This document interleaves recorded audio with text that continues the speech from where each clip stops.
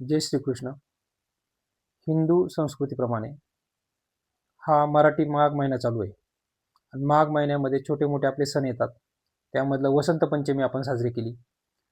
वसंत पंचमीनंतर रथसप्तमी येते. त्यानंतर आता महापौर्णिमा आपली झाली. पण अजून एक महत्त्वाचा आणि मोठा सण असतो, तो म्हणजे महाशिवरात्री. हा महाशिवरात्री सण जो आहे, त्या महाशिवरात्रीविषयी आपल्याला किती माहिती आहे? दर महिन्याला महाशिवरात्र येते, पण माघ महिन्यातली जी शिवरात्र असते ती शिवरात्र म्हणजे महाशिवरात्र असते. आणि ह्याच दिवशी शंकर भगवान आणि पार्वती मातेचं लग्न झालेलं आहे. आणि हा दिवस खऱ्या अर्थाने खूप मोठा दिवस आहे. आपण सगळे अनेक शिवभक्त शंकराची पूजा करतो, पण शंकर कधी समजून घेतलेच नाही. जसं की एवढे मोठे जरी भक्त असले तरी रात्रीच्या 12 वाजता जर शंकर आपल्या समोर उभे राहिले तर आपण त्यांच्या समोर उभं राहू का? त्यांचं 11-11 रूप बघून पळून जाऊ. याचे मागचं कारण असं आहे की त्याचं रूप पाहण्यासाठी पहिले त्यांना अभ्यासावं लागेल. मग ते शंकर जे आहेत त्यांच्या जटेमध्ये गंगा आहे, वरती चंद्र आहे, तो पण बिजेचा चंद्र आहे, गळ्यामध्ये साप आहे, 3 डोळे आहेत, त्रिनेत्र. ह्या गोष्टीचा आपण कधी अभ्यास केला की हे का असेल? हातात त्रिशूळ आहे, ते संगीत जे म्हणतो आपण म्हणजे डमरू, ते डमरू आहे. कमरेला व्याघ्र वस्त्र म्हणजे वाघाचं चामडं आहे. जिथं बसतात तिथं हरणाचं चामडं हातरून बसतात.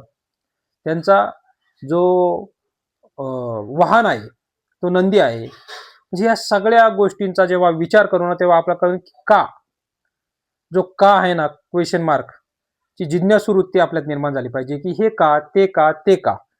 जेव्हा ह्या गोष्टी आपल्याला समजतील तेव्हा खऱ्या अर्थाने देव भगवंत आपल्याला समजणार आहे.